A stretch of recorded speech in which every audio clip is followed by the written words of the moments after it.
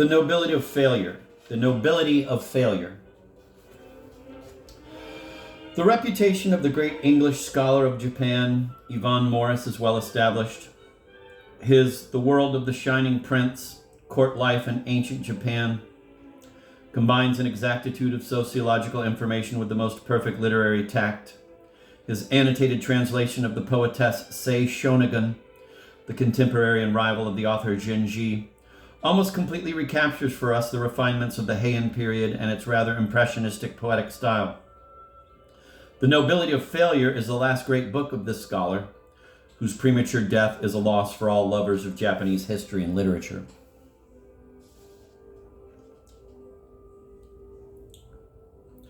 And the preface to this book, which is dedicated to the memory of Yukio Mishima and was partly inspired by that great and strange writer, Yvonne Morris tells us that Mishima, who was his friend despite their often divergent views, reproached him for being overtly interested in the glorious Heian period, 8th to 11th centuries AD, a sort of ravishing belle epoque, which in Japan preceded a harsh Middle Ages, and for thereby neglecting the more savage aspects of the race, those of the time of the samurai and the civil wars. In The Sea of Fertility, the tetralogy which concludes his work, Mishima himself seems to have taken account of this dichotomy. The hero of the first of the four novels, a young Japanese from the years around 1910, has, with his taste for love and for tears, all the refinement of a prince from the Heian period. The young hero of the second novel, set in 1932, a murderous rebel who kills himself, thinks and acts quite otherwise, like a samurai out of the past. In The Nobility of Failure, Yvonne Morris also directs his attention toward these heroic and violent aspects of the Japanese spirit. But opposing and complementary aspects are never as distinct as one might believe. Whether they are medieval or almost contemporary, the vanquished and the suicides whom Yvonne Morris depicts for us are distinguished from their Occidental counterparts by a specifically Japanese characteristic: the poetic contemplation of nature at the moment of death. Whether it is the melancholy Prince Yamato Takiro of the 4th century AD, or Onishi in 1945, or the great Seigo, champion of the oppressed peasants in the 19th century, they all die with poetic refinement. O lone pine tree, O my brother, sighs in death Prince Yamato Takiro, who had been sent to perish in yet unconquered regions on a desolate plain at the foot of a mountain by his father, the emperor, who employed this classic method to get rid of a son who had become an encumbrance. The statesman Michizane, 10th century, whom the benevolent government of the Heian period was content to sentence with exile, but who ended up dying of homesickness the way those courtiers excluded from Versailles under Louis XIV languished away, evokes in his grief the trees of the garden he has left behind. If the east wind blows this way, O blossoms on the plum tree, send your fragrance to me. Always be mindful of the spring, even though your master is no longer there. In the 19th century, the illustrious Seigo, about to disembowel himself after having fomented a peasant revolt in vain, seeing disaster approach from afar, turns to his beloved nature. Quote, I do not mind the bitter cold of winter. What fills my heart with fear is the cold hearts of men. I know that my end is near. What joy to die like the tinted leaves that fall in Tatsuda before they have been spoiled by autumn rains. End of quote.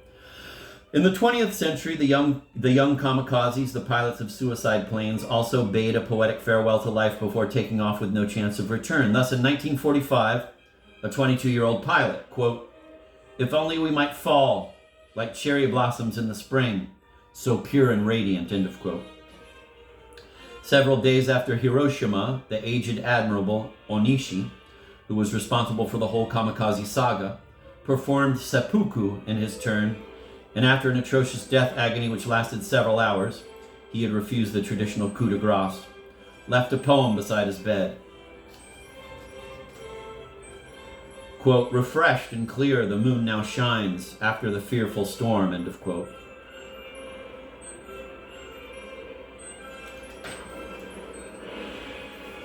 The exquisite delicacy of Genji and samurai heroism come together in these brief poems which issue from the same source an awareness of the tragic transience of life which leads both to poetry and to sacrifice. One can hardly imagine Robespierre or Napoleon or even the aces of the First World War comparing themselves to a lone pine tree or to falling blossoms as they departed this world. To be sure, these poems of despair and agony are traditional in Japan and are thus, if you will, conventional. Yet so lively a convention remains a force. Their sense of identity with the universe perhaps explains in part the amazing ease with which these men of violent action die.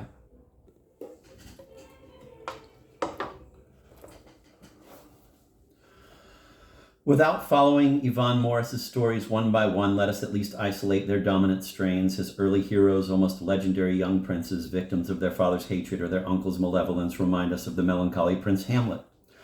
Later, when imperial power had faded and was replaced by that mighty, virtually hereditary dictatorship, the shogunate, the same conflicts burst forth within a different group. The unhappy Yoshitsune, brother of the great head of state Yoritomo, triumphed over his brother in popular sympathy, if not in history. One cannot read the story of his short life, taken by Morris from the chroniclers of the 12th century, without also thinking of those No and Kabuki dramas which recount his tragic legend. Nothing is lacking: the shining victories of the young hero who annihilates the enemy clan and brings victory to his brother, the hatred of the new shogun for his brother, on whose head a price is put, the flight of the rebel prince disguised as a mendicant monk, encountering loyalty in some places and treachery in others, and finally the ritual suicide of a man who is determined to die free. Yoshitsune has his Ophelia, less unstable than Hamlet's, the dancing girl Shizuka, one of his mistresses, whose infant son Yoritomo killed, and whom afterwards, when she had recovered from her confinement, he forced to dance before the whole court. But merely by the beauty of her gestures, the young woman succeeds in making her audience weep for the banished prince. "Get thee to a nunnery." This advice, not taken by Ophelia, was followed by Shizuka, who took the habit in a Buddhist convent.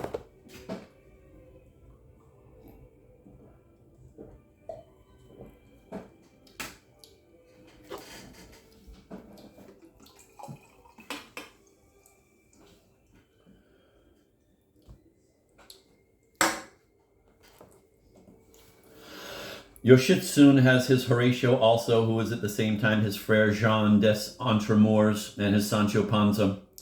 Binkei, the huge monk whom he disarmed in a duel with the blow of a fan and who, raised bit by bit to the stature of a true hero, defends the banished prince, sometimes by force and sometimes by guile, and who finally dies pierced by a rain of arrows on the threshold of the casemate in which Yoshitsune has taken refuge, in order to allow his master to commit suicide in peace. According to Morris, the captivating figure of Yoshitsune left its mark forever on Japanese sensibility, which was, it must be admitted, already oriented in this direction. Even today, the word Hogenbiki, quote, sympathy with the lieutenant, end of quote, Yoshitsune began life as his brother's lieutenant, continues to signify pity for the defeated and love of lost causes. One of the advantages of such a bird's-eye view of Japanese history is that it prevents us from attaching to these men from another world our own sorts of labels, whether laudatory or condemnatory. From the 15th century, in any case, the Japanese hero doomed to failure is above all a samurai.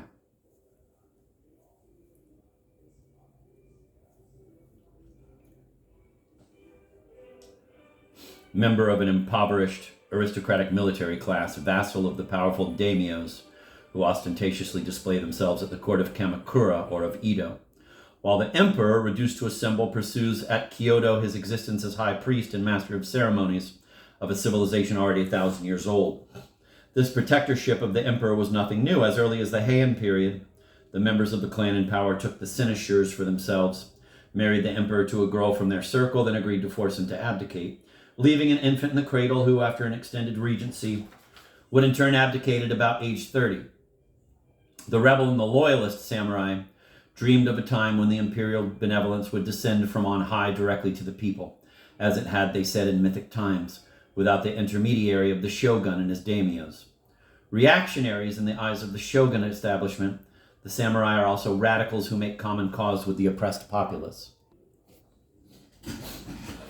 But what is so striking is that the refinements and comforts of that Japan, and in this respect Japan is not alone, are derived almost perforce from the subjection of a half-starved peasantry.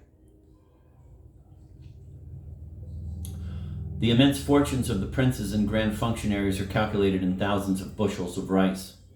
Theoretically, every farmer legally possessed a few acres of his own use. In fact, and increasingly, the peasants worked, as a bitter saying had it, 35 days a month for the state. The exactions and brutalities of the treasury are scarcely discernible in the literature of the Heian period, which is a court literature. For Murasaki and Sei Shonagon, the populace consists of domestic servants, porters, workmen come to labor within the confines of the palace, and a few rustics, seen on the road from afar. The last two types were astonishing for their gross manner of speaking and eating. From the Middle Ages onward, there are many testimonials about the methods of collecting taxes. Decapitation, crucifixion, or the dire dance of Mino, reserved for insolvent farmers, who were dressed in a cape of rice straw drenched with oil, which was set afire at nightfall, so that the victim, who leapt about convulsively, could be seen from far off.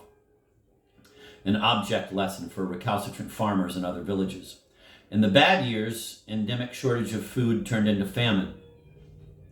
The situation worsened in the 18th century with the rise of big commerce and the voluntary or forced exodus of the peasants to the city. This situation was to persist until the end of the shogunate in 1868, and in a slightly different form, that of an industrial civilization, until well into the 20th century. In 1933, Isao, the hero of a novel by Mishima I've already mentioned, launches a terrorist attack against the members of the industrial establishment who, in his view, sealed the venerated emperor from the misery of the people. This fanatic fascist, who slays a millionaire financier with his own hands, a crime rarely committed by Western fascists, is motivated by the economic crises of the 30s. Inflation, the import of foreign rice which ruined the small farmers, the sad commonplace stories of farm girls sold to brothels in the cities, and of young soldiers sent into Manchuria, happy to die in order to spare their families one more useless mouth to feed. It is striking that two other of the most remarkable 20th century novels of Japan, The Cannery Boat by Tajiki Kobayashi, 1928, and Narayama by Fukuzawa Shichiro, 1956, are based on the theme of poverty and hunger. In the face of such constant abuses, it is not surprising that the samurai evoked by Morris should have taken as their motto, "Save the people." All of them ended in heroic defeat. The most extraordinary is doubtless Amakuso Shiro, a young 16-year-old samurai converted to Christianity who in 1637 raised a battle flag of revolt with the Eucharistic emblem on it and put himself at the head of 40,000 insurgent peasants. Pursued by the troops of the shogun, he ended by taking refuge with some 12,000 partisans, all Christians like himself, within the ancient fortress of Hara at the southernmost extremity of Japan. They held out there for several months before they were massacred to the last man. That was the end of the Christian episode in the land of the rising sun, and the defeated peasantry paid dearly for that incredible venture. After that, the leaders of the peasant class are lettered samurai, deeply imbued with Neo-Confucian doctrines which accept thought only insofar as it ends in action, and who consider, like William the Silent in Europe, that, quote, one need not hope in order to undertake, end of quote. Oshio Heihachiro, who had sold the 50,000 volumes of his library in order to aid the starving, ended in 1837 by putting himself at the head of a revolution and burning the shops of the merchants of Osaka, which he considered he had a right to do since they were exploiters of the people. After an atrocious repression had decimated his partisans, he committed suicide and persuaded his son to do the same. Fucking stupid idiot. Damn it. I apologize for those vulgar expletives. Now we return to the reading. 20 years later, the shogunate fell into ruin following the opening of Japan by Commodore Perry, and the loyalists restored the emperor, who abandoned Kyoto for Tokyo. But for all that, the poverty of the peasants wasn't alleviated. The huge Seigo the Great, a Tolstoyan type of character who sent off to an unsalubrious island because of his rebellion, tried to fight against the working conditions there on the sugar plantations, was for a time a member of the new government under the Emperor Meiji, but finally resigned when he perceived that only the men and not the mistaken methods of the past had been changed. In 1877, quitting his voluntary exile as a literate country gentleman, this giant, who went barefoot even in the palace and who had refused the salary of his position, quote, because he didn't need it to live, end of quote, rose against the corruption of the regime he had helped to establish. His army of 25,000 men was cut to pieces by the regular troops, and he performed seppuku following the example of Oshio. Quote, "A man of the right," end of quote, exclaimed those who see in the man who gave his cohorts the imperial chrysanthemum for their emblem one of the members of the anti-shogunate restoration. "A man of the left," pronounced those who depict him as ready to slay the police of Tokyo, and as treating his former colleagues as the worst criminals on earth. In fact, his revolt exists above all in a philosophical and moral sphere. Quote, "Revere heaven, love humanity," end of quote, he said, and for him, humanity meant the poor. Quote, "Civilization is the guardian of justice," end of quote. Many hollow idealists have proclaimed similar slogans. Oshio and Seigo signed theirs with their blood. In his chapter on the kamikaze, Morris's work breaks new ground. Together with the remarkable work of Richard Minier, Victor's Justice, which deals with the trials of the war criminals in Tokyo, his is the only book I know which presents a picture of the war in the Pacific and its aftermath from the enemy's point of view as well.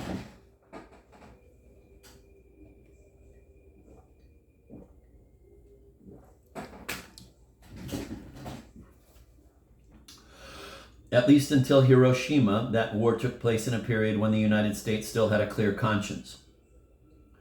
The surprise attack on Pearl Harbor certainly caused indignation, yet no one had thought to assign responsibility for the series of intrigues, takeovers, and white or yellow encroachments which had taken place in this vast region for more than a century.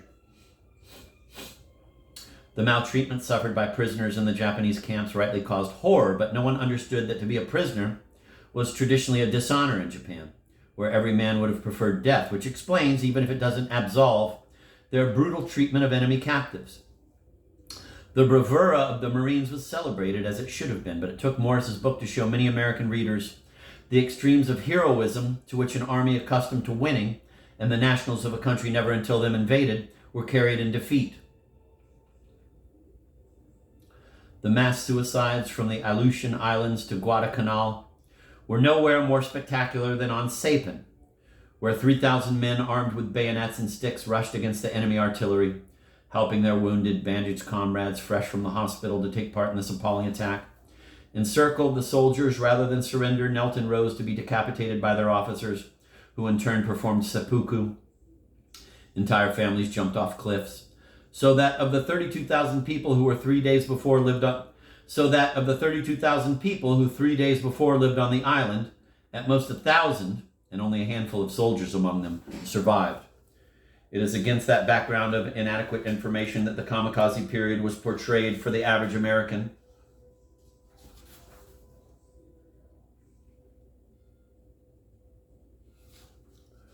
It was its absurdity that was emphasized. Above all.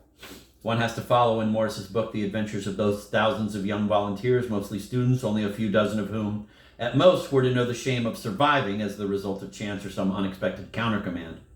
It is the foreseen, calculated choice of death in the kamikaze forces which is so fascinating, despite or possibly because of its complete uselessness.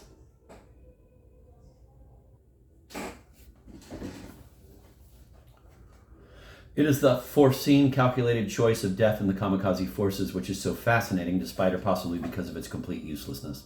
Only a few small American units were destroyed by the suicide planes. The mighty battleships were hardly damaged or were, at worst, repaired in a few days. When the alert was over, the Marines hosed down the decks on which the pure cherry blossoms had crashed in bloody flames. Occasionally the bomb didn't go off, or the plane brought down by a barrage exploded some distance from the targeted ship.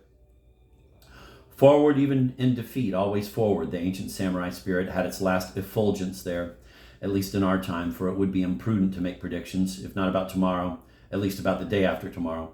That those fires have continued to burn under the ashes is proved by the admonishing and protesting suicide of Mishima, which was equally planned and calculated in its smallest details, and by the more recent suicide of a young actor, whose name escapes me, who, employing the kamikaze technique, took an airplane and crashed it into the roof of the house of a well-known person involved in one of the Lockheed scandals.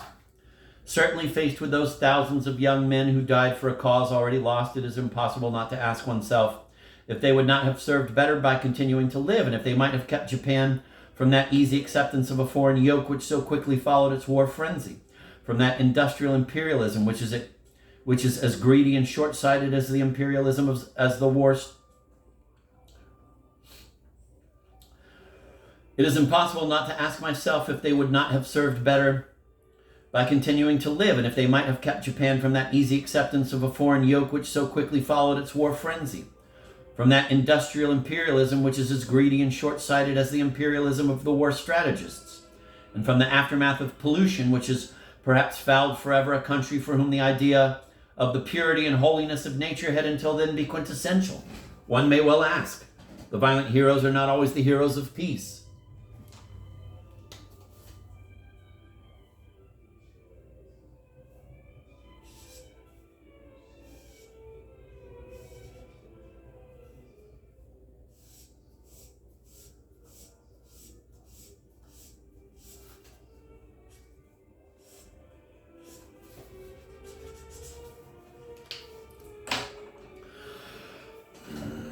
I'm going to reread that. Certainly faced with those thousands of young men who died for a cause already lost, it is impossible not to ask oneself if they would not have served better by continuing to live, and if they might have kept Japan from that easy acceptance of a foreign yoke which so quickly followed its war frenzy, from that industrial imperialism which is greedy and short-sighted as the imperialism of the war strategists, and from the aftermath of pollution, which has perhaps fouled forever a country for whom the idea of the purity and holiness of nature had until then been quintessential. One may well ask, the violent heroes are not always the heroes of peace.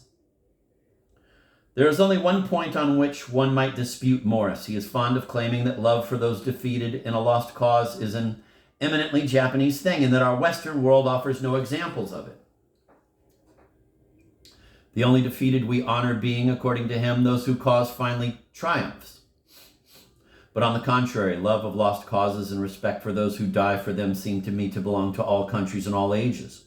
Few escapades are as absurd as that of Gordon at Khartoum, but Gordon is a hero of 19th century British history. Roche Jacqueline and Legars in Balzac's Les Chouans are certainly defeated and their cause with them, unless one considers the few years' reigns of Louis XVIII and Charles X as a triumph.